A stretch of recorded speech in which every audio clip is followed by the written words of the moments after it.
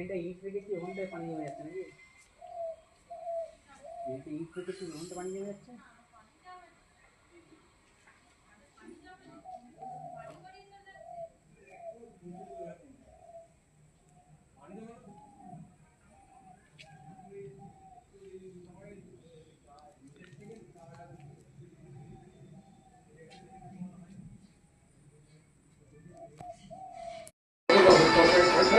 আসসালামু আলাইকুম ভালো বন্ধুরা, আজকে আমাদের দুপুরবেলায় সয়াবিন রাইসের ভাত, বেগুন ভাজা,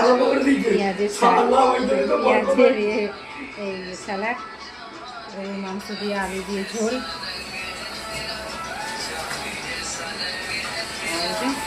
সয়াবিন রাইস, বিরিয়ানি রাইস, বেগুন ভাজা। ভিডিওটা কেমন লাগলো কমেন্টে জানাবে। ভালো থাকবেন, সুস্থ থাকবেন। আসসালামু আলাইকুম ভালো বন্ধুরা, আজকে আমাদের দুপুরবেলায় সয়াবিন রাইসের ভাত, বেগুন ভাজা,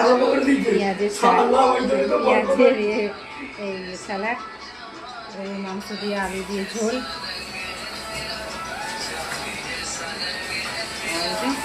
সয়াবিন রাইস, বিরিয়ানি রাইস, বেগুন ভাজা। ভিডিওটা কেমন লাগলো কমেন্টে জানাবে। ভালো থাকবেন, সুস্থ থাকবেন।